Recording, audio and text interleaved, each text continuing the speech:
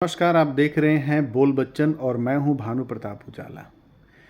आज बात करेंगे हम लोग मूर्ति जी के ज्ञान के बारे में। जी हाँ, नारायण मूर्ति ने जो अपना ज्ञान दिया है कि 70 घंटे हमारे देश के युवाओं को काम करना चाहिए और हमारे देश को उनके कथनानुसार उन्होंने ये बोला है कि इस देश को अपना देश समझें और इस देश में 70 घंटा काम करें, तभी इस देश का विकास होगा। तो मैं ये कहना चाहता हूँ कि मूर्ति जी, कभी आप उन बिजनेसमैनों को भी बोलिए तरह जो कि इन 9 सालों में 14 लाख करोड़ रुपए अपना वैभव करा चुके हैं। वो भी इस जनता का ही पैसा था। कभी उन बिजनेसमैनों को भी ज्ञान दीजिए, कॉरपोरेट वालों को भी ज्ञान दीजिए कि सैलरी स्ट्रक्चर क्या है। और आज हर बंदा परेशान है, उसके पास काम के साथ साथ फैमिली देखने का भी टाइम नहीं है। मूर्ति जी, आपको ये भी जानना चाहिए कि हमारे देश में 80 करोड़ लोगों को 5 किलो अनाज का कार्यक्रम चलाया जा रहा है। तो देश की स्थिति क्या है, इस पर आपका ध्यान नहीं है। आपको भी अब राजनीति चमकाने में मज़ा आ रहा है, आप भी मज़े ले लीजिए। हमारे देश के बेरोज़गार नौजवानों का मजाक उड़ाना आजकल बहुत नॉर्मल बात हो गया है।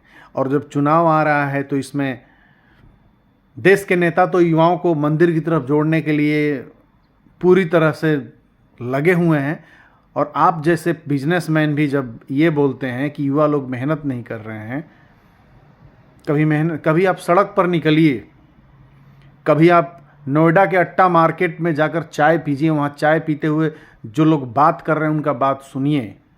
मूर्ति जी, अभी बहुत दूर हैं आप, कोठी से ज़रा आपने निकलिए और जब ज्ञान दीजिए तो सटीक दीजिए।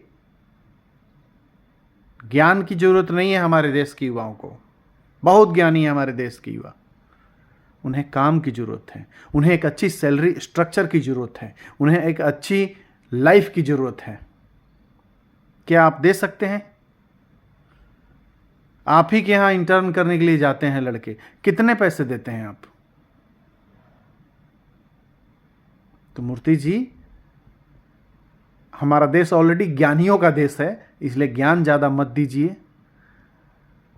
आप जो ये ज्ञान दे रहे हैं, हमारे देश के युवा को ये ज्ञान एकदम नहीं चाहिए। हमारे देश में टैलेंट है, सारे हमारे युवा टैलेंटेड हैं, बस कमी जहाँ पर है वो आपको भी पता है और हमारे देश के युवा को भी पता है। सिस्टम, कभी सिस्टम सुधारने की बात क्यों नहीं करते आप?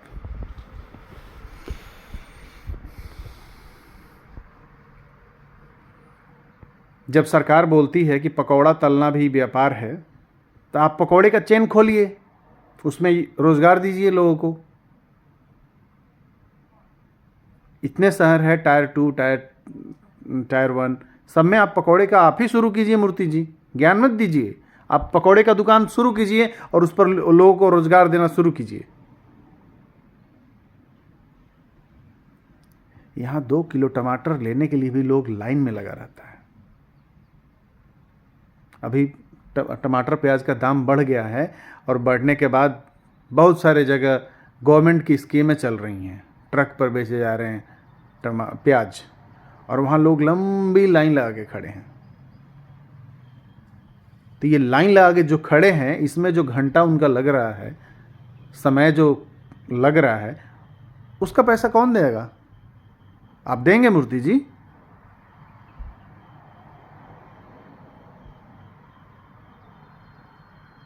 सुधर जाइए आप लोग। इतना भी बेवकूफ़ इंडिया हमारा नहीं है, हमारा देश इतना भी बेवकूफ़ नहीं है।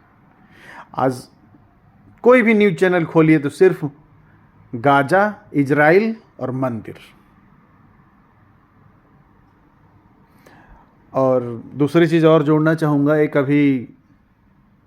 अभी मूवी रिलीज हुई है, कंगना उनका नाम है, वो बहुत बड़ी देशभक्त हैं। मूवी चली नहीं, हवा टाटा फिश निकल गई।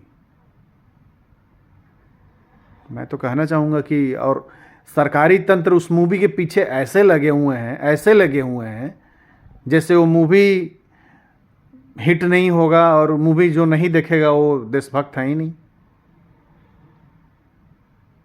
यूपी के मुख्यमंत्री देखने जा रहे हैं, डिफेंस मिनिस्टर को देखने जा रहे हैं उस मूवी को, लेकिन सबसे बड़ी बात है कि पब्लिक कोई नहीं जा रही है। पहला शो रद्द हो जा रहा है, पहला शो ही उनका रद्द हो गया। तो इसलिए मूर्ति जी, पब्लिक बेवकूफ़ नहीं है। पब्लिक बस एक अच्छी सी समय की तलाश में बैठी हुई है, वेट कर रही है। मूर्ति जी, आप तो बड़े बिजनेसमैन हैं, यूरोप में जाते हैं आप? यूरोप में कितने घंटे लोग काम करते हैं और वहाँ का सैलरी स्ट्रक्चर देखिए कितना है। एक आईटी में काम करने वाले का वहाँ सैलरी स्ट्रक्चर क्या है आपको पता होगा। क्या आप लागू करेंगे क्या इंडिया में? यूरोप में एक इंटर्न को कितना मिलता है आईटी में, आप लागू करेंगे? उतना सैलरी देंगे क्या?